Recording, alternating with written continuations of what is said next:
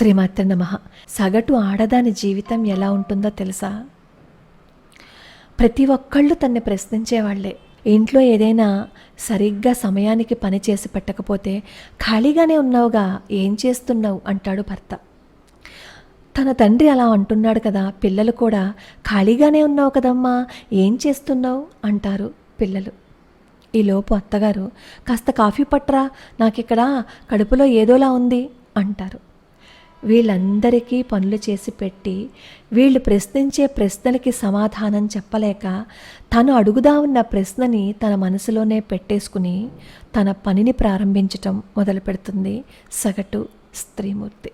ఎవరు సమయాన్ని పాటించినా పాటించకపోయినా అలారం మాత్రం తన పని చేసుకుంటూనే పోతుంది. సరిగ్గా 4 గంటలకి లే, సమయం అయిపోతుంది అన్నట్లుగా 4 గంటలకి కొట్టేస్తుంది అలారం. ఆ శబ్దం విని తన భర్త పిల్లలు ఎక్కడ లేస్తారో అని ఉలికిపడి లేచి అలారాన్ని ఆఫ్ చేసి, అబ్బా అప్పుడే 4 అయిపోయిందా, లేవాలా అంటూ బద్ధకంగా కొంచెం సేపు పడుకుంటే ఎలా ఉంటుంది అని అనుకుంటుంది. ఈలోపే పిల్లాడికి క్యారేజీ ఇవ్వాలని, భర్తకి కూడా బాక్సు సర్దిపెట్టి ఇవ్వాలని, ఇంటి ముందు ముగ్గు వేయాలని ఇవన్నీ గుర్తుకొస్తాయి. ఇక చేసేదేం లేక కళ్ళు నులుముకుంటూ చేతులు చూసి భూమాతకి దండం పెట్టి ఆరోగ్యంగా లేపినందుకు భగవంతుడికో నమస్కారం చేసి లేవటంతో మొదలవుతుంది సగటు ఆడపిల్ల జీవితం. నిద్ర లేచినప్పటి నుంచి యుద్ధమే. వంటింట్లో పిల్లలకు కావలసినవన్నీ చేసి, పిల్లలకి భర్తకి అందరికీ బాక్సులను రెడీ చేసి వాళ్ళని స్కూళ్ళకి ఆఫీసులకి పంపించి, ఇంట్లో అత్తగారు మామగారు ఉంటే వాళ్ళకి కూడా అన్నీ చేసి పెట్టి, అప్పుడు దేవుడికో దండం పెట్టి కాసేపు విశ్రాంతి తీసుకుందామని ఆ సోఫాలో కూర్చుంటుంది. ఈలోపు సింకులో సామాన్లు, ఇల్లంతా చిందరవందర, ఒక పక్క బట్టలు, కనీసం పడుకున్న పక్క బట్టలను కూడా మడత పెట్టకుండా వెళ్ళిపోయిన పిల్లలు భర్త గుర్తుకొస్తారు. అవి చూసి ఉక్రోషం వచ్చేస్తుంది. కళ్ళల్లోంచి నీళ్ళు వస్తాయి. చేసే ఓపిక లేదు, చేసే నాథుడు లేడు. పని మనిషిని పెట్టుకుందాము అంటే స్తోమత లేదు. ఒక పక్క ఆకలితో కడుపులో శబ్దాలు వస్తూ ఉంటాయి. తింటే పని చెయ్యలేనేమో అనుకున్న స్త్రీమూర్తి అన్ని పనులు చేసి వచ్చి అమ్మయ్య అని కూర్చునేసరికి 11 అవుతుంది. అప్పుడు గుర్తుకొస్తాడు దేవుడు. జాలిగా ఆయన వంక చూస్తూ, కృష్ణ అర్థం చేసుకో అనగానే, అర్థం చేసుకున్నాలే, నువ్వు వెళ్ళి తిను అన్నట్లుగా ఉన్న కృష్ణుడు ముఖాన్ని చూసి తిందామని వంటింట్లోకి వెళ్తే అప్పుడు గుర్తొస్తుంది కూర మిగల్లేదు అని, అన్నం చారు తప్ప ఇంకేమీ లేవని. చేసేదేం లేక ఊరగాయతో కానిచ్చేద్దామనుకుని పచ్చడి మెతుకులు తినేసి కాసేపు పడుకుందామని నడుము వాల్చే సమయానికి అత్తగారి మాటలు గుర్తుకొస్తాయి. ఒసే, బట్టలు ఎండలో ఆరేసావు, వాడి బట్టలన్నీ వెలిసిపోతున్నాయి, వెళ్ళి తెచ్చేయి. అయినా బట్టలు ఎలా ఉతికావు? వాషింగ్ మిషన్లో ఉతికావా, బయట ఉతికావా? వాషింగ్ మిషన్లో ఉతికితే ఆ బటన్స్ అన్నీ ఊడిపోతాయి, నువ్వు బయటే ఉతకమని చెప్పాను కదా నిన్ను, ఉతికావా అంటూ అత్తగారి దబాయింపు గుర్తుకొస్తుంది. లేదత్తయ్య, చేత్తోనే ఉతికాను అని సమాధానం చెప్తూ ఆ బట్టలు తీసుకురావడానికి ఉస్సూరంటూ డాబా మీదకి వెళ్తుంది. ఆ బట్టలన్నీ తీసుకొచ్చి మడతపెట్టి సర్దేసరికి 3 అవుతుంది. మళ్ళీ పిల్లల కోసం భర్త కోసం పరుగు. ఇలా జీవితమంతా పరుగే. పిల్లలకి పని చెప్పాలంటే మనసు రాదు, అయ్యో చదువుకుని కష్టపడుతున్నారు అని. భర్తకి చెప్పాలంటే మాట రాదు, ఎందుకంటే ఏమంటాడో అని భయం. ఇలా యంత్రంలా పనిచేస్తూ ఉంటే అన్నీ బాగుంటే సరే, చిన్న తేడా వచ్చింది అంటే అప్పుడు దెప్పుతాడు భర్త పుట్టింటి వాళ్ళని. ఎందుకంటే ఆడది తననన్నా బాధపడదు కానీ పుట్టింటి వాళ్ళనంటే కుమిలిపోతుంది కాబట్టి. రాత్రి అన్నీ చక్కబెట్టుకుని అన్నీ సర్ది పెట్టుకుని కాస్త సరదాగా కాస్త ఓదార్పుగా మాట్లాడతాడేమో అని తన భర్త దగ్గరికి ఆశగా వస్తుంది ఆ సగటు ఆడపిల్ల. అలా ఎదురు చూసిన ఆమెకి నిరాశ ఎదురవుతుంది. దగ్గరికి వచ్చిన భార్యని కనీసం ప్రేమగా పలకరించకుండా, తను ఎంత అలసిపోయింది అని చూడకుండా ఒళ్ళంతా తడిమేసి తన పని కానిచ్చుకుని గుర్రుపెట్టి నిద్రపోతున్న భర్తని చూస్తూ ఏడుస్తూ ఆ చీకటితోనే స్నేహం చేస్తూ గడిపేస్తుంది జీవితం.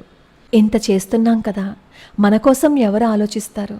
మన కోసం ఎవ్వరూ ఆలోచించరు. సమయానికి మనం సరియైన ఆహారం తీసుకోకపోతే పిల్లల కోసం, భర్త కోసం, అత్త మామగారి కోసం చెయ్యాలి, నిజమే, కాదు అని నేను చెప్పటం లేదు.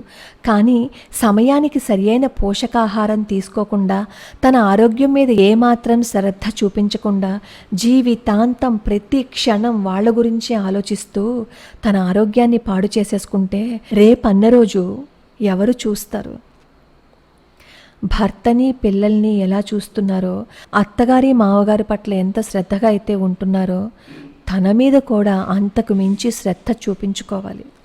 అంతకు మించి శ్రద్ధ పెట్టుకుంటేనే ఆడదాని జీవితం బాగుంటుంది, ఆరోగ్యంగా ఉంటుంది. ఒక్కరోజు తలనొప్పి వచ్చి పడుకుంటే ఎవరైనా వచ్చి మనకు సహాయం చేస్తారా? ఎవరూ చెయ్యరు కదా. చెయ్యలేదు అని వాళ్ళని మనం నిందించక్కర్లేదు, ఎందుకంటే ఇప్పుడున్న పరిస్థితులు అలాంటివి. కాబట్టి మనం పనులు చేస్తూ మన ఇంట్లో పిల్లలకు కూడా పనులని షేర్ చేయటం నేర్పిస్తూ ఉంటే మనకి అంత శ్రమ ఉండదు. భర్తకి కూడా తను ఎంత పని చేస్తోంది, ఎలా చేస్తోంది, తనకున్న బాధలేంటి అని రోజు చెప్పుకుంటూ వెళ్తే ఏదో ఒక రోజున అర్థం చేసుకుంటారని ఆశతో చెప్పడం మొదలు పెడితే, అర్థం చేసుకుంటే మంచిదే, చేసుకోకపోతే మనం ఏం చేయలేం. అలానే ఇంట్లోకి రాలేని ఆ 3 రోజులు చాలా కష్టంగా ఉంటుంది. కడుపులో నొప్పి వస్తుంది, ఏమీ తినకుండా అలా ఉండిపోతాం. కానీ ఆ సమయంలో బలమైన ఆహారాన్ని తీసుకోండి. ఎంతసేపు ఏ వ్రతం చెయ్యాలి, ఏ పూజ చెయ్యాలి, భర్త కోసం ఏ వ్రతాన్ని ప్రారంభించాలి, పిల్లల చదువు కోసం వాళ్ళు చేయవలసిన ఆ స్తోత్రాలను కూడా మనమే చేసేసి ఎవ్వరికీ ఏ కష్టము రానివ్వకుండా అన్ని కష్టాలు ఆ ఇల్లాలే పడిపోతే చివరికి ఆ స్త్రీమూర్తికి ఏం మిగులుతుంది? అర్థం చేసుకున్నావా అని అడుగుతారు. భార్యగా భర్తని అర్థం చేసుకోవాలి, తల్లిగా పిల్లల్ని అర్థం చేసుకోవాలి, కూతురుగా తల్లిదండ్రుల్ని అర్థం చేసుకోవాలి, కోడలిగా అత్తమామల్ని అర్థం చేసుకోవాలి.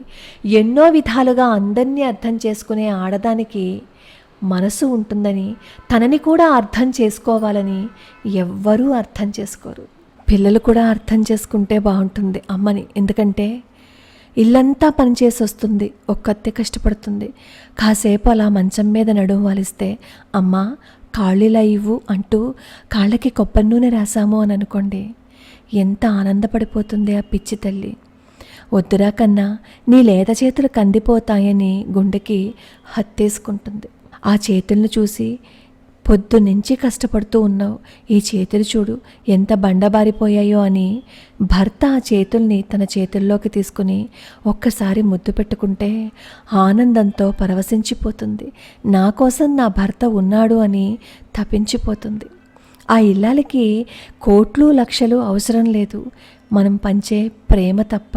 ప్రేమగా ఒక్కసారి ఎలా ఉన్నావు, తిన్నావా, కాసేపు పడుకో అని చెప్పి మనం అనే మాటలే ఎంతో ధైర్యాన్ని, ఎంతో శక్తిని ఆ స్త్రీమూర్తికి ఇస్తాయనే విషయం గుర్తుపెట్టుకోండి. ఇంటి కోసం పనిచేసే ఒక యంత్రంలా కాకుండా తనకి ఒక మనసుందని, తనకి బాధలు ఉంటాయని అర్థం చేసుకోవటం మొదలు పెడితే రేపన్న రోజు తన ఒక్క క్షణం ఇంట్లో లేకపోతే పరిస్థితి ఏంటి అనేది అర్థం చేసుకుంటే మనం కూడా వెళ్ళి ఆ స్త్రీమూర్తికి సహాయపడతాం. తన బాధల్లో, కష్టాల్లో, పనుల్లో అన్నింటిలోనూ నేనున్నాను అని భరోసాని ఇస్తాం. అప్పుడే ఆ ఇంటి ఇల్లాల ఆరోగ్యం బాగుంటుంది. ఇంటి ఇల్లాల ఆరోగ్యం బాగుంటేనే దేశం బాగుంటుంది అనే విషయం మనం ఎప్పటికీ మర్చిపోకూడదు. లోకా సమస్తా సుఖినో భవంతు, సర్వే జనా సుఖినో భవంతు.